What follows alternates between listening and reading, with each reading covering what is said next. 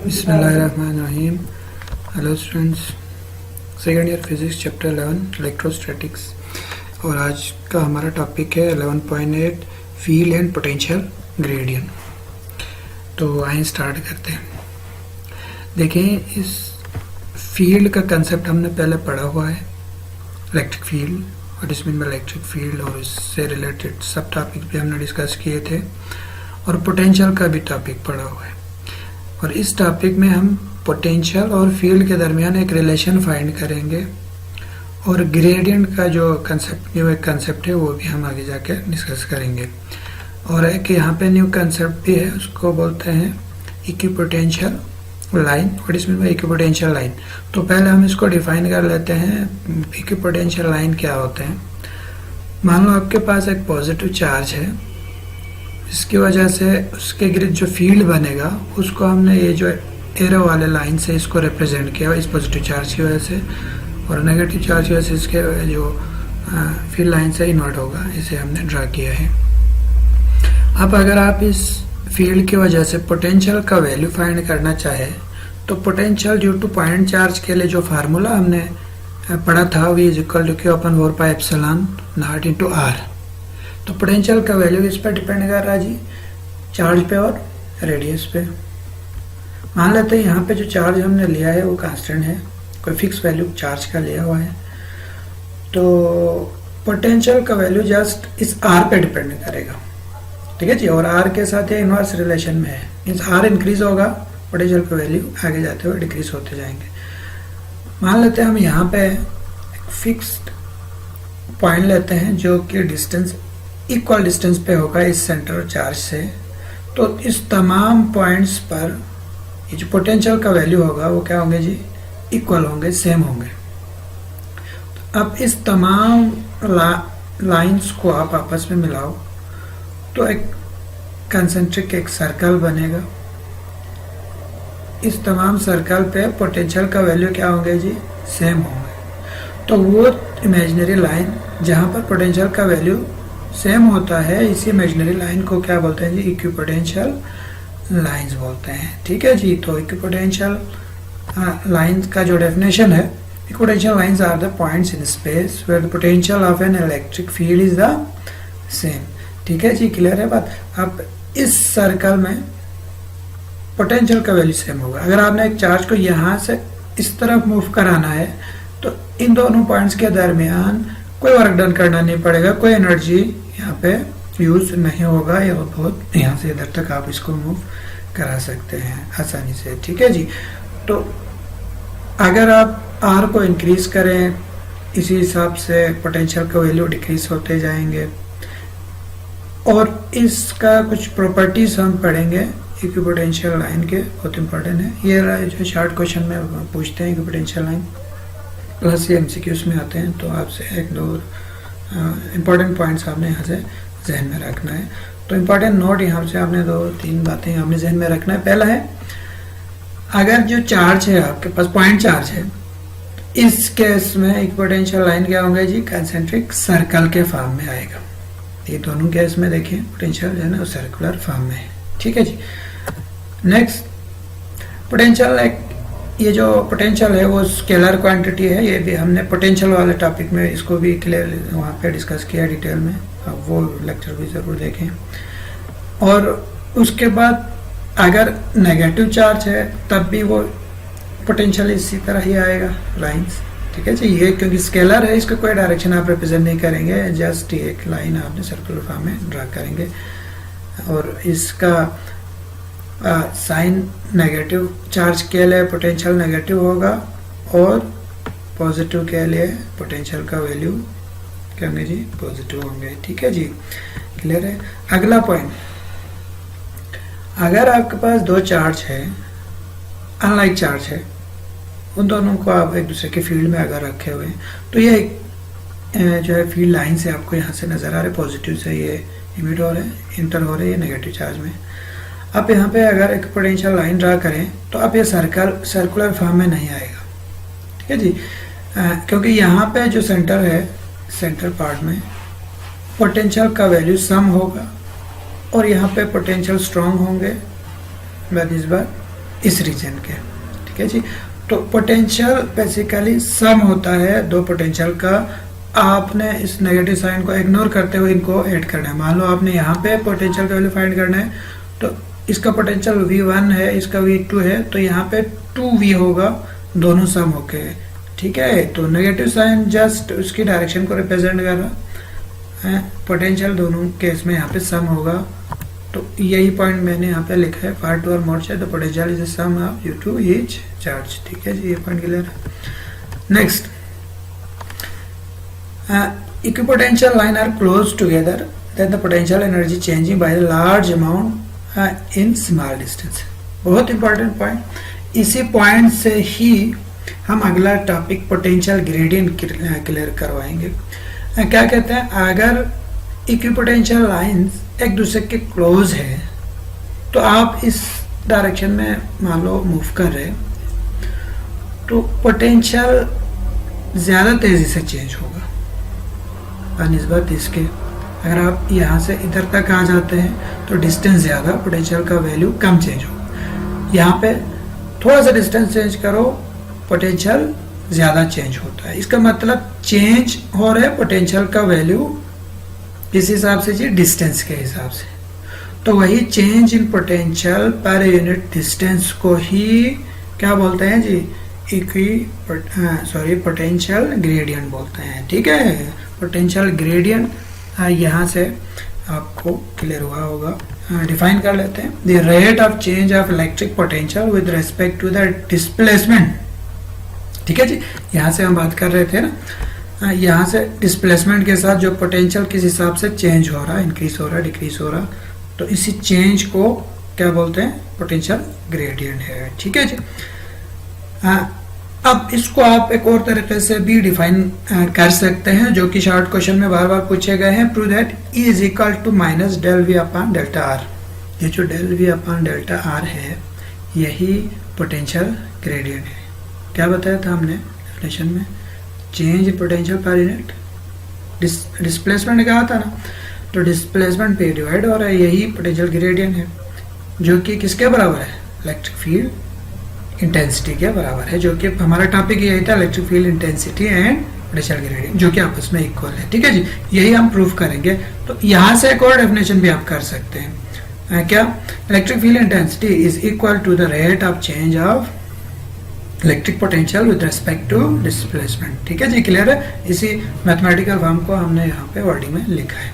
तो पेपर में ये तीनों आ सकता है, इस का भी मतलब, तीनों का मतलब सेम है, एक ही चीज पूछ रहे हैं, वो आपको E और del V upon delta R आपस में इक्वल है with negative sign. Negative sign क्यों है आगे जाकर डिस्कस करेंगे, ठीक है जी। यहाँ तक क्लियर है। ये क्वेश्चन के तौर पर भी आ सकते हैं, आपको डिफाइन भी मैंने यहाँ पे क्लियर करवाया है, ठीक है।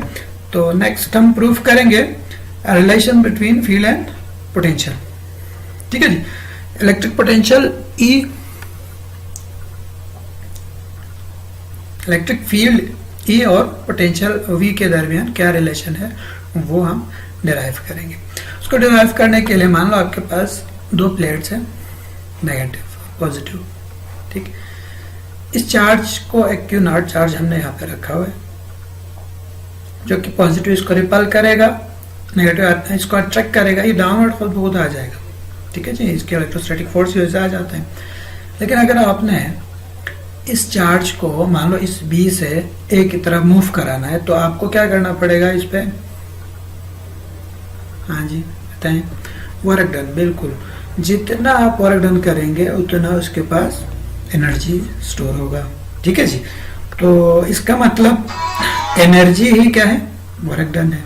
यही टॉपिक हमने पोटेंशियल वाले टॉपिक में आपको वहां पे हमने क्लियर करवाया था, एनर्जी ही वर्क डन होता है। अब चार्ज को अगर मान लो आपने B से A की तरफ स्मॉल डिस्प्लेसमेंट, हमने डिस्प्लेसमेंट मूव कराना है, तो आपको वर्क डन करना पड़ेगा, और work done per unit charge को ही हमने पोटेंशियल कहा हुआ है, ठीक है जी। मैं रिपीट कर रहा हूँ, work done per unit charge को क्या कहते हैं, पोटेंशियल कहते हैं। यहीं से इसका डेरिवेशन होगा, देखिए यही लिखा है, potential is equal to work done per unit charge from A to B, ठीक है, A टू B। अब ये जो वर्क डन का वैल्यू है, वर्क, उसका वैल्यू हम फाइंड करके इसी इक्वेशन में पुट करेंगे, तो आपके पास पोटेंशियल और ई के दरमियान एक रिलेशन आ जाएगा। ठीक है, वर्क डन क्या है जी? Force into displacement. फोर्स को एफ से डिनोट किया है। डिस्प्लेसमेंट क्या है? हमने इसको स्मॉल आर यानी बहुत ही स्मॉल डिस्टेंस हमने लिया हुआ है ताकि फोर्स का वैल्यू कांस्टेंट रहे। ठीक है जी, तो डेल्टा एफ डॉट डी है।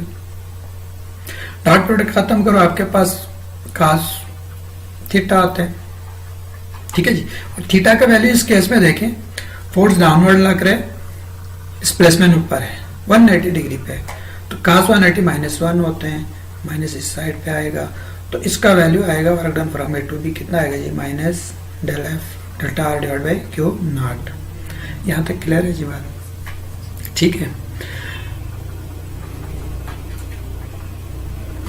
आगे बढ़ते हैं। यहाँ पर एफ का वैल्यू हम पुट कर देंगे इसमें।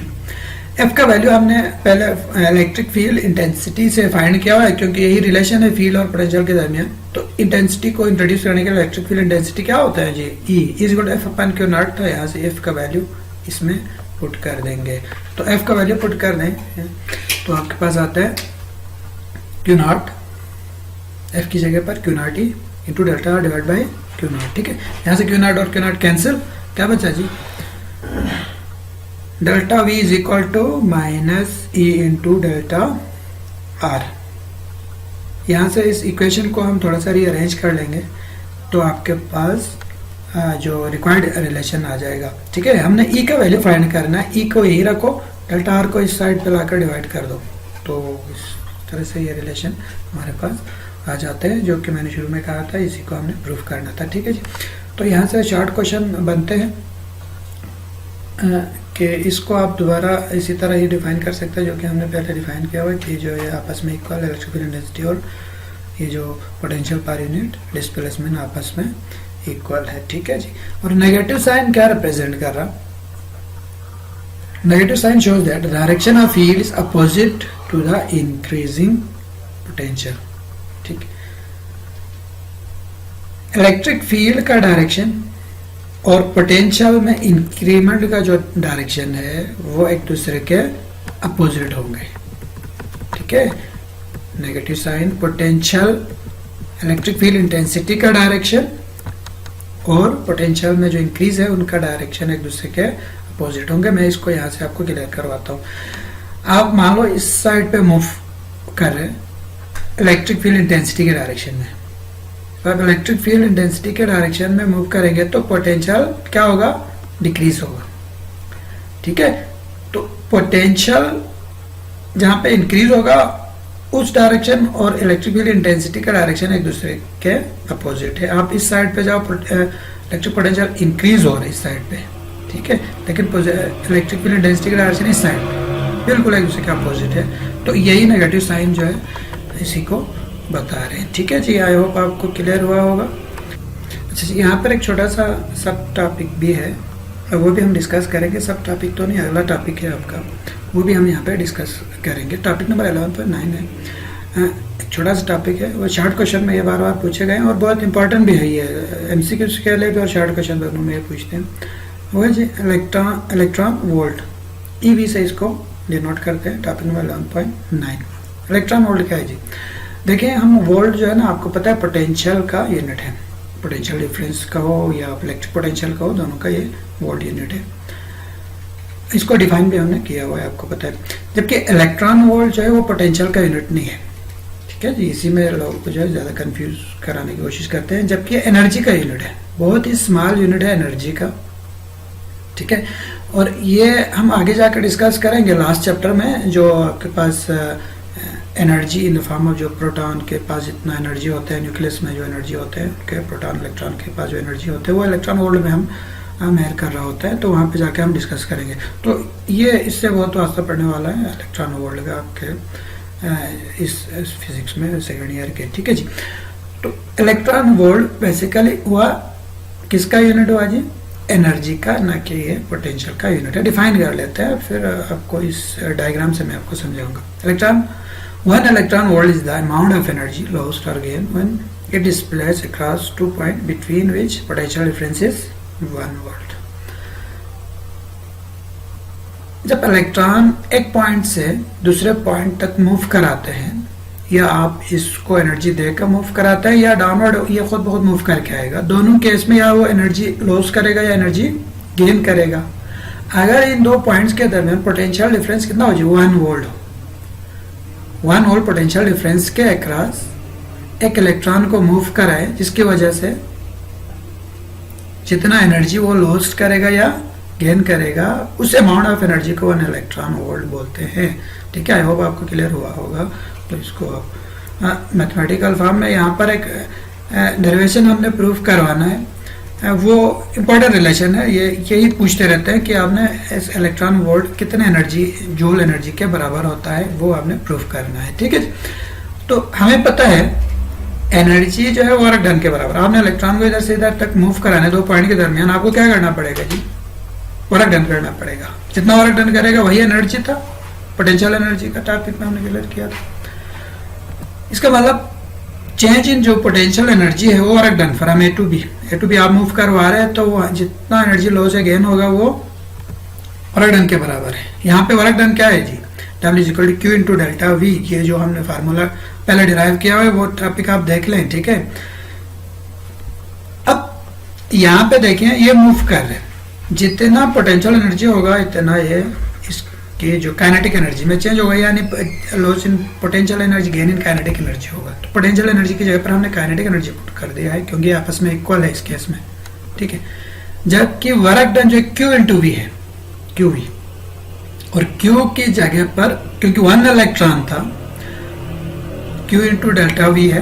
ठीक है, और क्यू की जगह पर हमने क्योंकि एक इलेक्ट्रॉन को मूव कराना है, तो क्यू की जगह पर हमने एक इलेक्ट्रॉन पुट किया है। इलेक्ट्रॉन का जो चार्ज होता है 1.6 × 10⁻⁻19 कूलम। ठीक है जी, क्लियर है। और पोटेंशियल तो यहाँ से डिफाइन से क्लियर है, पोटेंशियल डिफरेंस हमने कितना रखा हुआ है जी, 1 वोल्ट रखा हुआ है। तो पोटेंशियल डिफरेंस 1 वोल्ट है, चार्ज 1 ही है। इन दोनों का वैल्यू आप इस इक्वेशन में पुट कर दो, तब काइनेटिक एनर्जी 1 इलेक्ट्रॉन वोल्ट के बराबर होगा। क्लियर है जी बात। क्यू को 1 इलेक्ट्रॉन पुट करो, पोटेंशियल को 1 वोल्ट पुट करो, तो काइनेटिक एनर्जी और ये आपस में क्योंकि इक्वल इस इक्वेशन के तहत यही वैल्यू हम यहाँ पे पुट कर देंगे। इसका मतलब 1 इलेक्ट्रॉन का वैल्यू आपको पता है ना, चार्ज यहाँ पे हमने वैल्यू पुट कर दिया है डी। ठीक है, यहाँ पे काइनेटिक एनर्जी की जगह पर 1 इलेक्ट्रॉन वोल्ट रखा, ई की जगह पर ये जो क्यू की जगह पर इलेक्ट्रॉन का वैल्यू पुट कर दिया, वोल्ट 1 वोल्ट पुट करो, 1 से मल्टीप्लाई करो, यही वैल्यू ही आ जाएगा। ठीक, C into V coulomb into volt किसके बराबर है, जूल के बराबर। यहाँ से क्लियर है, देखें चार्ज का यूनिट क्या है, कूलम, पोटेंशियल का वोल्ट, वर्क डन का जूल है। इसका जूल जो कूलम वोल्ट के बराबर है, तो कूलम वोल्ट की जगह पर हमने क्या पुट कर दिया जी, जूल पुट कर दिया है। ठीक है, तो जूल इसका मतलब 1.6 × 10⁻⁻19 जूल जो है वो 1 इलेक्ट्रॉन वोल्ट के बराबर है। तो बहुत स्मॉल यूनिट है ये जूल के मुकाबले, यानी इससे आगे बहुत 0 आगे आएगा, तो ये बहुत स्मॉल यूनिट है एनर्जी का। ठीक है, तो ये आपस में इक्वल है। इसी को प्रूफ करने के लिए देते हैं पेपर में शॉर्ट क्वेश्चन।